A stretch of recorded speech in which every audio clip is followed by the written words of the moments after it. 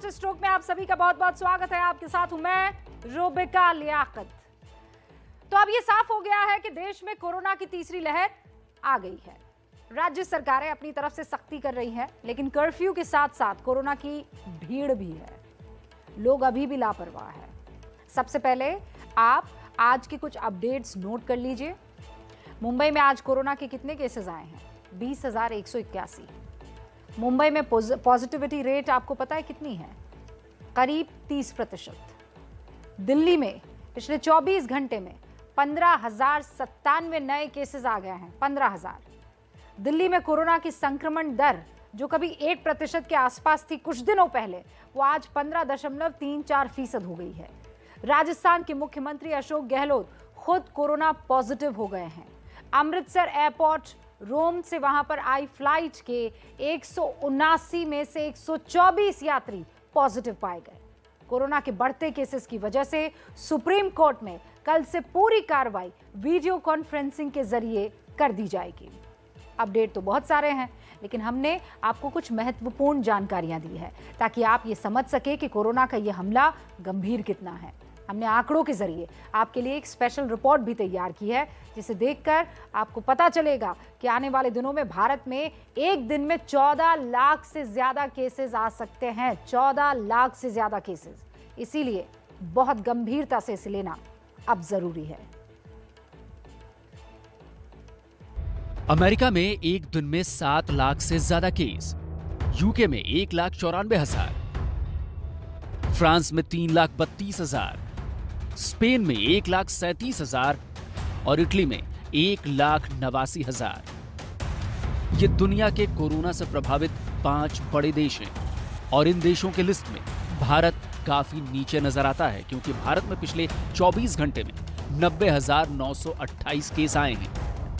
लेकिन जिस रफ्तार से भारत में कोरोना के केस बढ़ रहे हैं, उससे ये लगने लगा है कि बहुत जल्द एक दिन में लाखों केस आने लगेंगे, क्योंकि सिर्फ 3 दिन में कोरोना के केसेस में 243% की बढ़ोतरी हुई है। 4 जनवरी को एक दिन में 37,379 केस आए थे। 5 जनवरी को 58,097 केस आए और आज यानी 6 जनवरी को पिछले 24 घंटे में 90,928 नए केस आए। यानी सिर्फ 3 दिन में कोरोना केसेस में 243% की बढ़ोतरी दर्ज की गई है। ये आंकड़े साफ बता रहे हैं कि देश में कोरोना की तीसरी लहर आ चुकी है। रोजाना सामने आने वाले मामले यही नहीं रुकेंगे। आने वाले दिनों में ये मामले कहां तक पहुंचेंगे, इसका अंदाजा लगा पाना भी मुश्किल है। लेकिन इस सब के बीच में सवाल ये है कि क्या हमारे देश का स्वास्थ्य सिस्टम इन नए मामलों का भार उठाने के लिए तैयार है? अब सवाल यह है कि भारत में तीसरी लहर के पीक में एक दिन में कितने केसेस जाएंगे। पहली लहर में 17 सितंबर 2020 को भारत में एक दिन में 97,894 केस आए थे। इसके बाद पिछले साल 7 मई को सबसे ज्यादा 4,14,188 केस एक दिन में आए और अब यह माना जा रहा है कि तीसरी लहर में एक दिन में 14 लाख से ज्यादा केस आ सकते हैं। ये दावा खुद एक्सपर्ट्स भी कर रहे हैं। अगर जो केसेस कल यूके में हुए हैं 88,000 के करीब, 80,000 ले लीजिए, अगर हम उसको पॉपुलेशन के बेस पे लें तो ये 14 लाख केस होंगे भारत की पॉपुलेशन पे, अगर हम उसको लगाएं। नीति आयोग के सदस्य डॉक्टर वी के पॉल ने 17 दिसंबर को ही ये आशंका जाहिर की थी। 17 दिसंबर को यूके में करीब 87,000 कोरोना के मामले थे, जो कि अब बढ़कर 1,94,000 से ज्यादा पहुंच गए हैं। ऐसे में भारत में कोरोना के मामलों की संख्या बढ़कर 14 लाख तक पहुंचने की आशंका और ज्यादा बढ़ गई है, क्योंकि 17 दिसंबर से लेकर आज तक भारत में रोजाना कोरोना के मामलों के बढ़ने की दर करीबन 1173% तक पहुंच चुकी है। सवाल यह है कि इस रफ्तार से अगर केसेस बढ़े तो क्या भारत के स्वास्थ्य सिस्टम के पास इसको झेलने की ताकत है? हालांकि सरकार का दावा है कि उसकी तैयारी पूरी है।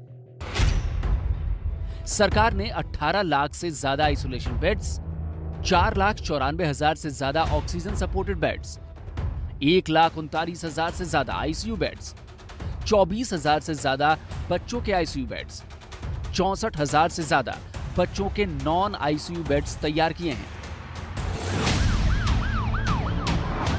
दूसरी लहर में हुई ऑक्सीजन की किल्लत को कौन भूल सकता है।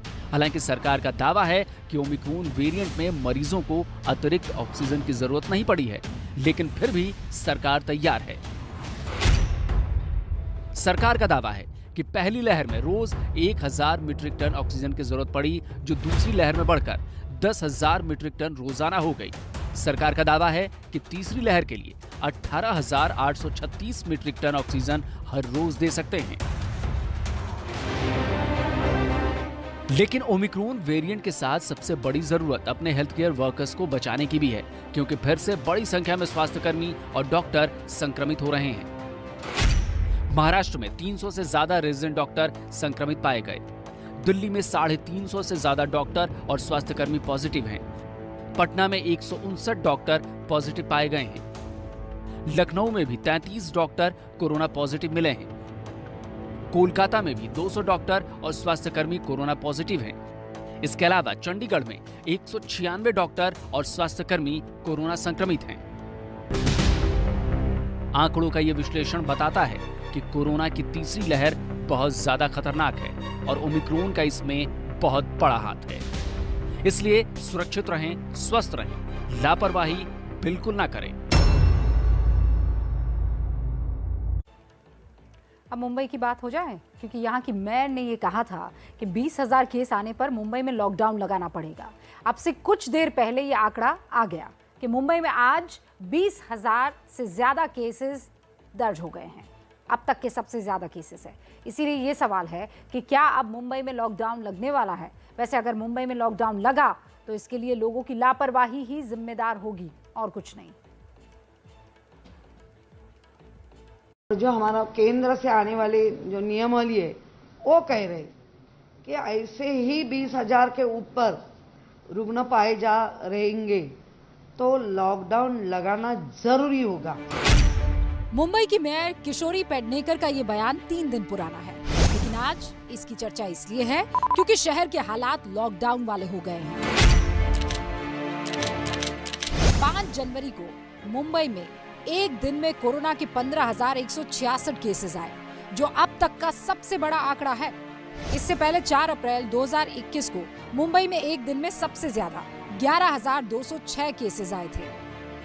इसीलिए ये सवाल उठ रहा है कि क्या मुंबई में जल्द लॉकडाउन लगने वाला है, क्योंकि मुंबई की मेयर ये पहले ही कह चुकी है कि 20,000 केस एक दिन में आए तो लॉकडाउन लगाना पड़ेगा। हालांकि बीएमसी का दावा है कि अभी लॉकडाउन लगाने की जरूरत नहीं है। महानगर पालिका के स्तर की अगर बात करें तो वैसे कोई हमारा विषय चर्चा में नहीं है। हम हर 2 दिन में जायजा लेते हैं और आज के तारीख में संख्या बढ़ रही है, बात सही है, लेकिन निर्बंध लगाने वाली जैसी स्थिति नजर नहीं आ रही है। वैसे मुंबई में बढ़ते केसेस के बीच बीएमसी का दफ्तर खुद हॉटस्पॉट बना हुआ है। यहाँ रोज 4 से 5 कर्मचारी कोरोना संक्रमित हो रहे हैं। कि यहाँ पर इस मुख्यालय में 3 से 3,500 कर्मचारियों के साथ साथ जो अन्य लोग हैं वो भी यहाँ पर आते हैं। हर रोज उनका आना जाना होता है। और इसी मुख्यालय में एक क्लिनिक भी स्थित है। क्लिनिक में पहले तो 15 से 20 लोग हर दिन जाते थे अपनी जांच के, लेकिन इसी बीच अब उनकी संख्या 80 से 90 लोग हो चुके हैं हर दिन। एक जगह पर मुंबई में निर्बंध लगाए गए हैं। रात को नाइट कर्फ्यू चल रहा है। शाम को 5 से सुबह 5 बजे तक लोग ग्राउंड पर, बीच पर और कई भीड़ भाड़ वाली जगहों पर नहीं जा सकते हैं। लोगों को सतर्क किया जा रहा है। उसी बीच मुंबई महानगर पालिका में क्या सतर्कता बरती जा रही है, ये एक बड़ा सवाल उठता है। ये लापरवाही तो लॉकडाउन लगाने का पूरा इंतजाम कर रही है। लापरवाही का ऐसा ही हाल दिल्ली में भी है, जहां पॉजिटिविटी रेट 6% हो चुकी है, लेकिन लोग बावजूद इसके सावधान नहीं हैं। ये दिल्ली का गफ्फार मार्केट है। यहाँ दुकानें तो ऑड इवन की तर्ज पर खुल रही हैं, लेकिन लोग मास्क नहीं पहनने को तैयार है और बहानों की देखिए भरमार है। तस्वीरें हम आपको इस वक्त गफ्फार मार्केट की दिखा रहे हैं और क्या है आलम और क्या है तस्वीरें, ये आप सीधे तौर पर देखिए। ये संकीर्ण गली में हम आपको सबसे पहले लेकर आए हैं। हालांकि जितनी ज़्यादा भीड़ इस जगह पर यानी कि गफ्फार मार्केट में अमूमन दिखाई देती है, उसकी तुलना में भीड़ कम दिखाई दे रही है। देखिए आपको ऐसे कई सारे लोग तस्वीरों के जरिए नजर आएंगे जो मास्क तब पहनते हैं जब कैमरे की नज़र उन पर पड़ती है। कोरोना तो आ गई है, मास्क क्यों नहीं लगाया था? इसमें घुटन सी होती है तो 1-2 मिनट में हटा लेते हैं फिर लगा लेते हैं। भाप लग जाता है चश्मा, देखो भाई वही निकाल लिया था, अभी दुकान खुली रहता है। उधर दिल्ली सरकार दावा कर रही है कि उनकी तैयारी पर्याप्त है, अस्पतालों में इंतजाम पूरे हैं। इस स्पेकुलेशन के अंदर पढ़ना कि भी कितने केस होंगे, कितने केस नहीं होगा, उससे बेटर तरीका ये है कि दिल्ली के सारे लोग कोविड एप्रोप्रिएट बिहेवियर करें।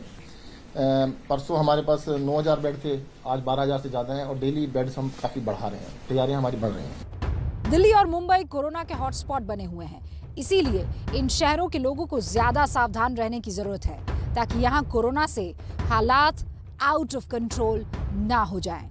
मुंबई से लता के साथ, दिल्ली से अजातिका की रिपोर्ट।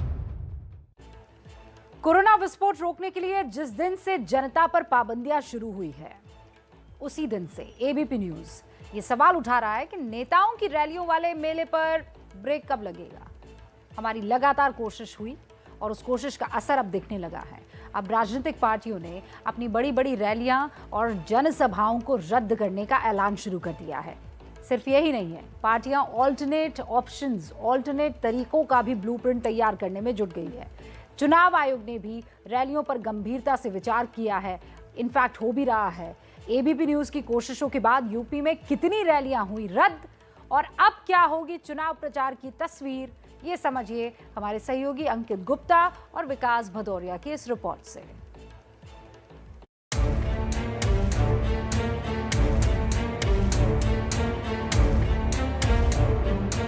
9 दिन में 9,000 से 90,000, ये है देश में कोरोना की नई रफ्तार। इस खतरे को देखते हुए स्कूल कॉलेजेस बंद हो रहे हैं।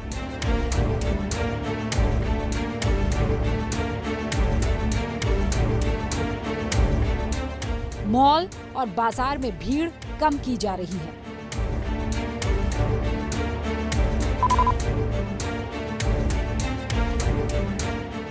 रात का कर्फ्यू लगाया जा रहा है। कोरोना को बेकाबू होने से रोकने के लिए जनता पाबंदियों का पहाड़ झेल रही है, लेकिन उसके उलट नेताओं की रैलियों पर कोई लगाम नहीं है। ये रैलियां देश में कोरोना विस्फोट कर सकती हैं। इससे एबीपी न्यूज लगातार आपको सावधान कर रहा है। कोरोना का वायरस रूप बदल रहा, तो क्या हम चुनाव प्रचार का तरीका नहीं बदल सकते? ओमिक्रॉन से दुनिया भर में दहशत है, तो क्या हम लाखों की भीड़ जुटाना बंद नहीं कर सकते? देश को रैलियों के खतरे से आगाह करने की हमारी कोशिश ने अब रंग दिखाना शुरू भी कर दिया है। आम आदमी पार्टी ने यूपी में अपनी 3 बड़ी रैलियां स्थगित कर दी है। 8 जनवरी की केजरीवाल गारंटी सभा वर्चुअल होगी। कांग्रेस ने भी उत्तर प्रदेश में अगले 15 दिन का कार्यक्रम स्थगित कर दिया है।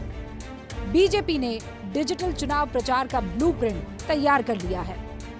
4 जनवरी को 534 से ज्यादा लोगों की मृत्यु हुई है कोविड के कारण, और इसी की वजह से उत्तर प्रदेश में आम आदमी पार्टी की होने वाली सारी चुनावी रैलियों और सभाओं को रद्द कर दिया गया। आपको किसी स्थान पर इकट्ठा होने की जरूरत नहीं है, कहीं भीड़ करने की आवश्यकता नहीं है।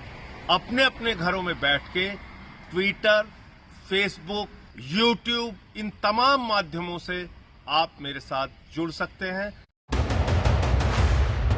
बीजेपी ने यूपी चुनाव में डिजिटल प्रचार का जो ब्लूप्रिंट तैयार किया है, उसमें तकनीक का जबरदस्त इस्तेमाल किया जा रहा है। बीजेपी के पहले प्लान के मुताबिक 3D स्टूडियो मिक्स तकनीक का इस्तेमाल होगा, जिसमें नेता वर्चुअल स्टेज पर बैठे दिखेंगे और 2 अलग अलग जगह बैठे नेता एक ही मंच पर दिखाए जा सकेंगे। इसके साथ में पार्टी ने ऑडियो कॉन्फ्रेंसिंग का भी इंतजाम किया है, जिसमें लोगों को मोबाइल पर नेताओं के भाषण सुनाए जाएंगे। इसके अलावा पार्टी ने डिजिटल रैली की भी तैयारी की है, जिसमें 1.5 लाख लोगों की ई रैली होगी। एबीपी न्यूज लगातार रैलियों की रोक को लेकर मुहिम चला रहा है। अब तमाम पार्टियों के बाद बीजेपी ने भी ई रैली करने की योजना बनाई है। इसके लिए हर फेज के हिसाब से 100 ई रैली करने की योजना है। विधानसभा चुनावों को लेकर चुनाव आयोग लगातार स्वास्थ्य मंत्रालय से लेकर आईसीएमआर और एम्स के निदेशक से चर्चा कर रहा है। इसमें आईसीएमआर के डीजी बलराम भार्गव ने ईसी की इस राय से सहमति जताई कि मौजूदा माहौल में बड़ी रैलियां और रोड शो नहीं किए जाने चाहिए। इसी बैठक में नीति आयोग के सदस्य वीके पॉल ने कहा कि राजनीतिक दलों को खुद भी रैलियों पर रोक लगानी चाहिए। केंद्रीय चुनाव आयोग लगातार बैठक कर चर्चा कर रहा है कि कैसे कोरोना के इस माहौल में चुनावों को सुरक्षित तरीके से संपन्न करवाया जा सके, क्योंकि आशंका इसी बात की बनी हुई है कि कहीं ऐसा ना हो कि चुनाव कोरोना के लिए सुपर स्प्रेडर का काम करें। कोरोना की तीसरी लहर के बढ़ते ग्राफ का एक और डरावना पहलू है और ये हमारी दुखती नब्ज है। बच्चों में बढ़ता संक्रमण। पहली और दूसरी लहर को अगर आप कंपेयर करें तो इस बार बच्चों के लिए कोरोना ज़्यादा खतरनाक है, मामले ज़्यादा आ रहे हैं। देश के कई स्कूलों से तो एक साथ दर्जनों बच्चों के कोरोना पॉजिटिव होने के केसेस आए हैं। दिल्ली और मुंबई में भी कोरोना के शिकार बच्चों की संख्या में इजाफा देखा जा रहा है। अब सवाल यह है कि इस लहर में बच्चों के ज़्यादा संक्रमित होने की वजह क्या है और उन्हें बचाया कैसे जाए। इन्हीं सवालों को ध्यान में रखते हुए एक रिपोर्ट हमने आपके लिए तैयार की है।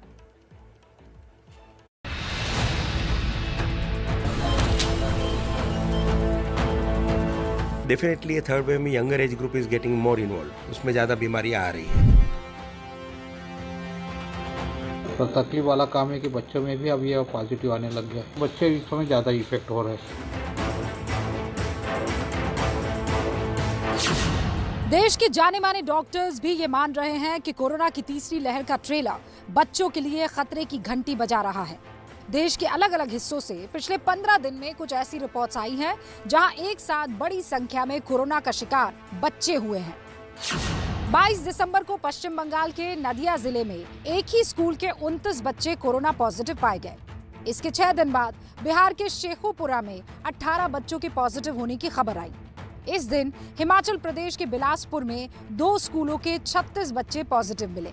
नए साल के दूसरे ही दिन उत्तराखंड के एक स्कूल में 82 बच्चों के कोरोना पॉजिटिव होने से हड़कंप मच गया। यह आंकड़ा हमने आपको सिर्फ ये समझाने के लिए दिखाया है कि देश का कोई भी कोना हो, इस लहर में बच्चे भी कोरोना का शिकार हो रहे हैं। मध्य प्रदेश के इंदौर में तो हालत ये है कि पिछले 2 महीने में 241 बच्चों को कोरोना अपनी गिरफ्त में ले चुका है।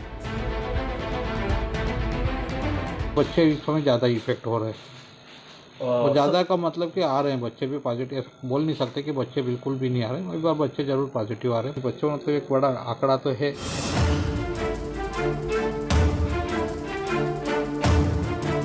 कोरोना की पहली और दूसरी लहर में बच्चे काफी हद तक बचे रहे, लेकिन इस लहर के आंकड़े ये बता रहे हैं कि बच्चे भी डेंजर जोन में आ चुके हैं।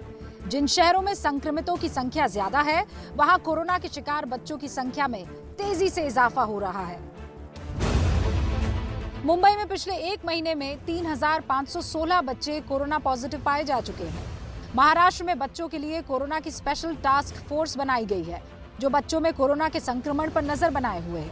इस टास्क फोर्स का भी मानना है कि तीसरी लहर बच्चों के लिए खतरे का संकेत दे रही है। डेफिनेटली थर्ड वेव में younger age group is getting more involve, उसमें ज़्यादा बीमारियां आ रही है। और परसेंटेज पॉपुलेशन का पूरा पकड़े तो पॉपुलेशन का भी इन्फेक्शन रेट बढ़ रहा है, उसी तरह से परसेंटेज बच्चों का भी इन्फेक्शन बढ़ रहा है। बच्चों में कोरोना के बढ़ते संक्रमण को देखते हुए अब डॉक्टर्स ये पता लगाने की कोशिश में है कि इसकी वजह क्या है, क्योंकि इस लहर में बच्चे पिछली 2 लहरों से ज्यादा शिकार हो रहे हैं। जानकारों का मानना है कि इसके पीछे एक नहीं बल्कि बहुत सारे कारण हैं। जानकारों के मुताबिक अब लगभग सभी घरों में वयस्कों को टीके लग चुके हैं, लेकिन उनमें संक्रमण के बाद भी लक्षण नहीं दिख रहे हैं और इसी वजह से बच्चे संक्रमित हो जाते हैं जो कि वैक्सीनेटेड नहीं है। दूसरी वजह ये भी है कि अब ज्यादातर वयस्क टीका लगवा चुके हैं और बच्चों को अभी तक टीका नहीं लगा है, इसीलिए उनमें संक्रमण का खतरा बढ़ गया है। ओमिक्रॉन की संक्रमण दर पिछले वेरिएंट से ज्यादा है, इस वजह से भी बच्चे इसका शिकार हो रहे हैं। इस बीच देश भर में स्कूल कॉलेज का खुलना भी बच्चों में संक्रमण फैलने की एक बड़ी वजह मानी जा रही है। अगर हम देखें साउथ अफ्रीका की भी जो स्टडी शुरू हुई थी, जहां से वो शुरू हुआ था ग्वाटेंग से ये ओमिक्रॉन, तो उसमें देखा गया था यंगर एज ग्रुप ज्यादा इन्वॉल्व हुए थे। तो प्रॉब्लम ये वायरस की थोड़ी टेंडेंसी है। हालांकि राहत की बात यह है कि अब तक देश भर में जितने भी बच्चे संक्रमित हुए हैं, उनमें ज्यादातर माइल्ड सिम्टम ही नजर आए हैं। इक्का दुक्का मामले में ही बच्चे को अस्पताल में भर्ती कराने की जरूरत पड़ी है। बावजूद इसके एक्सपर्ट लापरवाही ना बरतने की चेतावनी दे रहे हैं। बच्चों में कोरोना के मामले हर माँ बाप को डरा रहे हैं। मजबूरी है, कमजोरी है बच्चे, इसीलिए ये जानना जरूरी है कि हम बच्चों में कोरोना के लक्षण को पहचानें कैसे। बुखार का लगातार बना रहना लक्षण है। त्वचा पर लाल निशान, चकत्ते बन जाना, आंखें लाल हो जाना, शरीर या जोड़ों में दर्द होना, उल्टी होना, पेट संबंधी परेशानी होना, होठों का सूख जाना, होठों और चेहरे का नीला पड़ना, चिड़चिड़ापन, थकान, सुस्ती, ज्यादा नींद आना, ये सब सिम्टम्स हैं। अवॉइड ना करें। पीएम मोदी की सुरक्षा में सेंध लगी। जाहिर है पीएम की सुरक्षा में खामी को किसी भी कीमत पर बर्दाश्त तो नहीं किया जा सकता। इस पूरे मामले में हुआ क्या, इसकी पूरी जानकारी आज आपको मिलनी चाहिए, लेकिन उससे पहले यह समझना बेहद जरूरी है कि पीएम का सुरक्षा घेरा होता कैसा है, उसमें कितनी लेयर्स होती है, उनकी सिक्योरिटी के लिए जिम्मेदार कौन कौन होता है।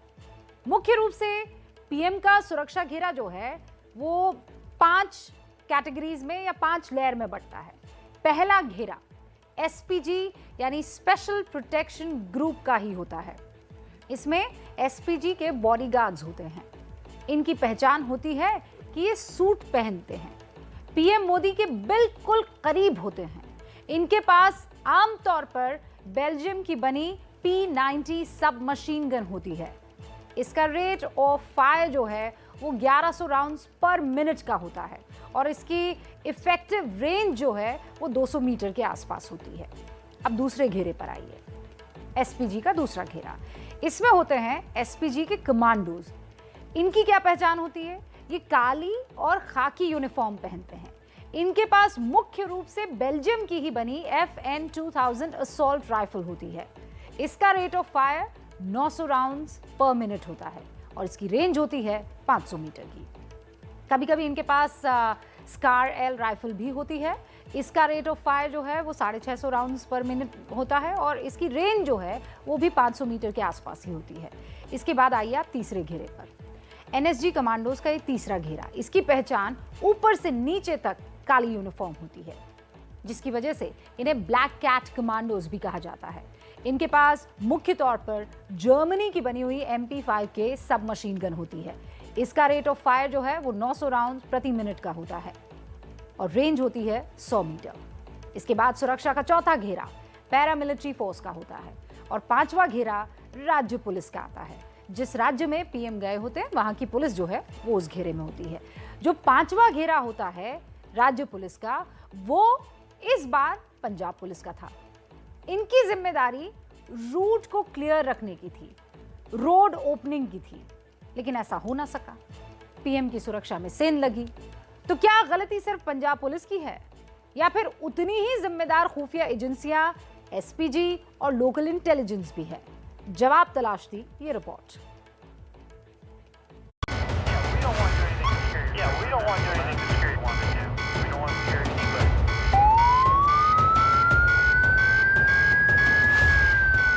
फ्लाईओवर पर खड़ी इस गाड़ी में प्रधानमंत्री नरेंद्र मोदी बैठे हुए थे। गाड़ी की अगली सीट पर आपको मास्क लगाए बैठे हुए पीएम मोदी की झलक दिख रही होगी। उनके चारों तरफ सूट पहने ये जो लोग खड़े हैं, ये पीएम मोदी की सुरक्षा में लगी एसपीजी के गार्ड्स हैं।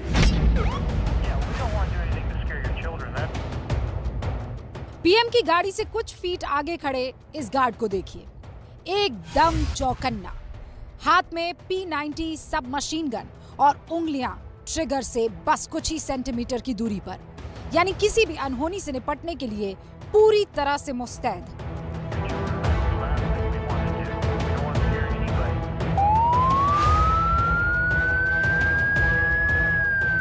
ये पीएम मोदी की सुरक्षा का सबसे पहला घेरा है जो उन्हें चारों तरफ से घेरकर इस वक्त खड़ा था। ऐसे हालात के लिए ही इन्हें ट्रेनिंग भी दी जाती है। 20 मिनट तक एसपीजी की ये टीम यूं ही पीएम को घेरकर खड़ी रही, क्योंकि सुरक्षा प्रोटोकॉल के मुताबिक सफर के वक्त पीएम की गाड़ी सड़क पर कभी नहीं रुकती। पर पंजाब में ऐसा हुआ। इसकी वजह से पीएम की सुरक्षा पर बड़ा खतरा पैदा हुआ।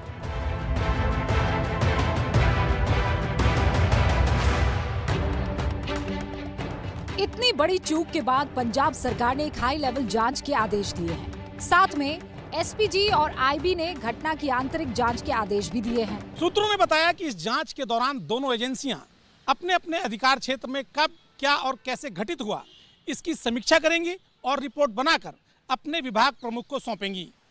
माना जा रहा है कि दोनों विभागों के प्रमुख इस रिपोर्ट को केंद्रीय गृह मंत्रालय को सौंप सकते हैं। इस जांच के जरिए कुछ सवालों के जवाब ढूंढने की कोशिश की जाएगी। ये वो सवाल हैं जिनके जवाब से पता लगेगा कि गलती कहां और किससे हुई। जांच एजेंसियां ये देखेंगी कि पीएम की सड़क यात्रा के दौरान एसपीजी नियमों का पालन हुआ था कि नहीं हुआ था।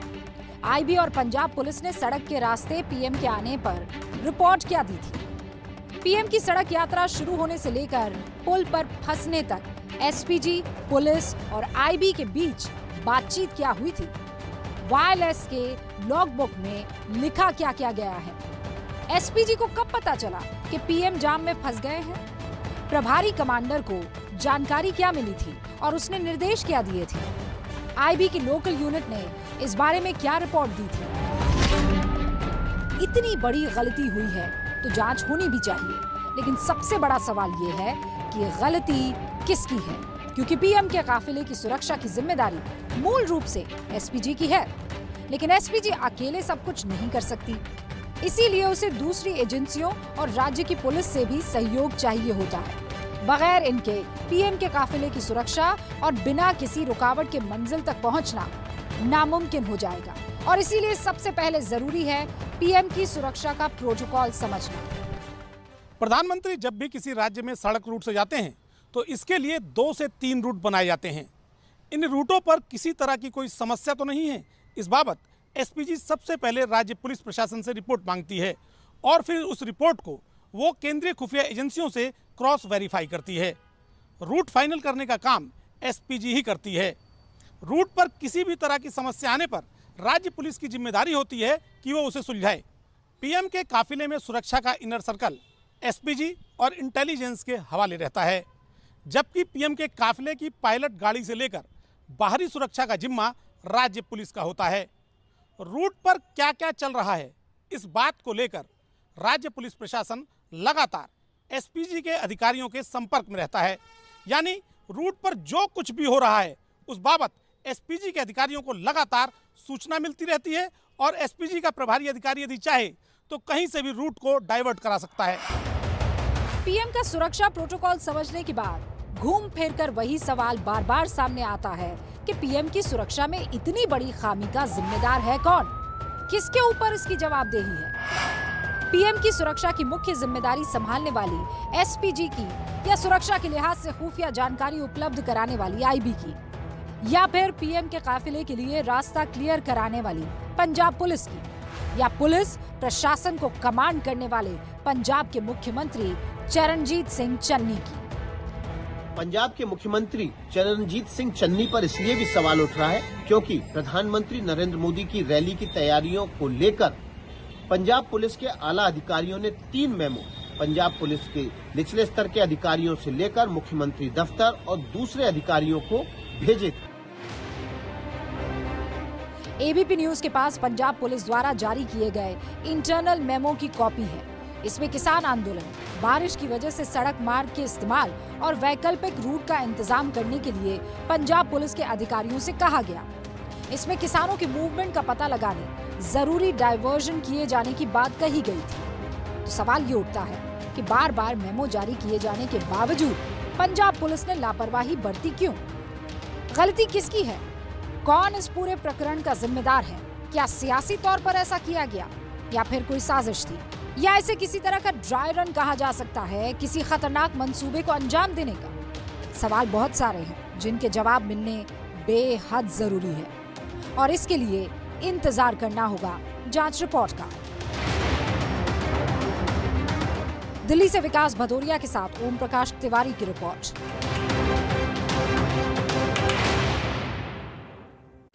पीएम की सुरक्षा में सेन को लेकर गृह मंत्रालय ने 3 सदस्यीय कमेटी का गठन कर दिया है, जिसे कैबिनेट सेक्रेटरीट में सुरक्षा के सचिव सुधीर कुमार सक्सेना हेड करेंगे।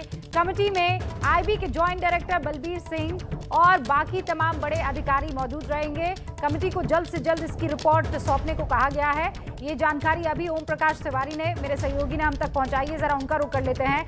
ओम प्रकाश तिवारी, कौन कौन इस कमेटी में रहने वाला है? देखिए रुका, मैं आपको बता दूं कि सबसे पहले तो कि एबीपी न्यूज की खबर पर केंद्रीय गृह मंत्रालय ने अपनी मोहर लगा दी है। एबीपी न्यूज ने कल ही इस बात को कहा था कि केंद्रीय गृह मंत्रालय इस मामले में बहुत जल्द हाई लेवल कमेटी गठन करेगा जो इस पूरे मामले की जांच करेगी। अब केंद्रीय गृह मंत्रालय ने आधिकारिक तौर पर 3 सदस्यीय कमेटी का गठन किया है और केंद्रीय गृह मंत्रालय के मुताबिक इस कमेटी में तो कैबिनेट सेक्रेटरी के सचिव सुरक्षा सुधीर कुमार सक्सेना के अलावा आईबी के ज्वाइंट डायरेक्टर और स्पेशल प्रोटेक्शन ग्रुप यानी प्रधानमंत्री की सुरक्षा को देखने वाली एसपीजी के आईजी एस सुरेश मेंबर होंगे। केंद्रीय गृह मंत्रालय ने आधिकारिक तौर पर इस कमेटी से कहा है कि वो जल्द से जल्द इस मामले में अपनी रिपोर्ट केंद्रीय गृह मंत्रालय के सामने पेश करे। इस कमेटी को जांच करनी है कि पीएम के पंजाब दौरे के दौरान क्या क्या सुरक्षा कमियां रही और कौन लोग कथित रूप से इसके लिए जिम्मेदार हैं। प्रकाश तिवारी, आप ये कह रहे हैं कि जो खबर थी उस पर मुहर होम मिनिस्ट्री की तरफ से लग गई है, ये एक हाई लेवल कमेटी का गठन भी कर दिया गया। बहुत बहुत शुक्रिया ओम प्रकाश। इधर इस पूरे प्रकरण पर सियासत भी तेज हो गई है। नवजोत सिंह सिद्धू से लेकर अशोक गहलोत तक इसे ड्रामा करार दे रहे हैं। इस बीच खबर यह आई कि कांग्रेस अध्यक्ष सोनिया गांधी ने पंजाब के सीएम चरणजीत सिंह चन्नी तक बेहद अहम संदेश पहुंचाया है। संदेश में सोनिया गांधी ने कहा है कि मोदी हमारे देश के प्रधानमंत्री हैं, उनकी सुरक्षा में कोई चूक नहीं होनी चाहिए। इसमें जो भी जिम्मेदार है उसके खिलाफ उनके खिलाफ कार्रवाई हो। सोनिया गांधी के इसी संदेश के बाद चन्नी ने जांच आयोग का गठन किया। चन्नी तक ये संदेश कांग्रेस के पंजाब प्रभारी हरीश चौधरी ने पहुंचाया, लेकिन बावजूद इसके कांग्रेस पार्टी के बड़े नेताओं का पीएम मोदी पर हमला जारी रहा। अफसोसजनक, नवजोत सिंह सिद्धू से लेकर राजस्थान के सीएम अशोक गहलोत तक सब इसे ड्रामा साबित करने पर तुले रहे, अड़े रहे। देखिए।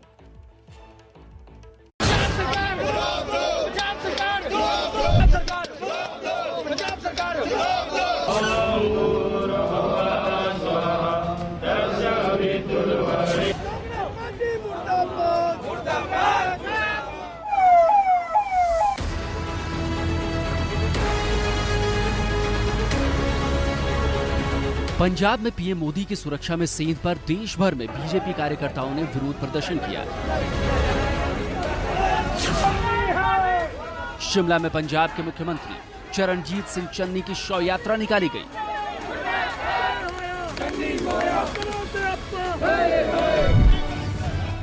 तो जम्मू में डोगरा फ्रंट के समर्थकों ने चन्नी के खिलाफ प्रदर्शन किया।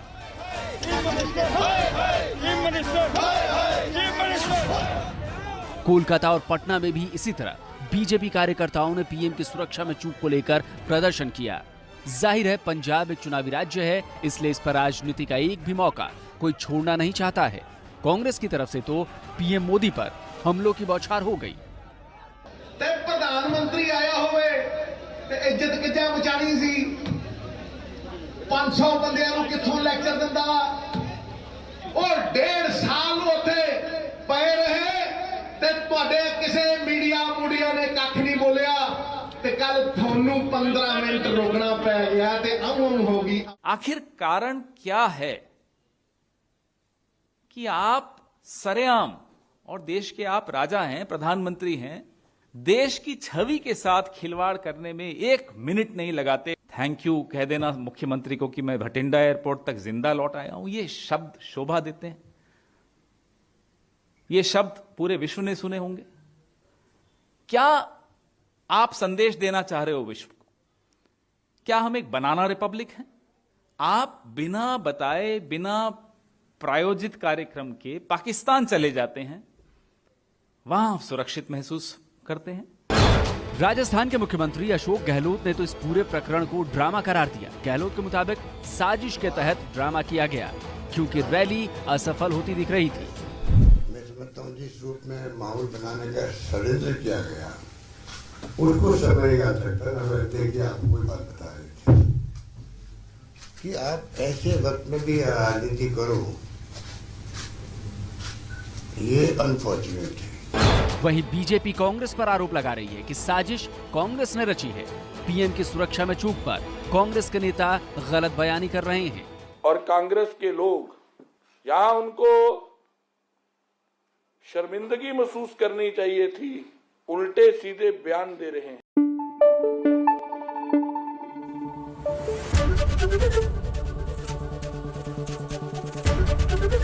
एबीपी न्यूज आपको रखे आगे।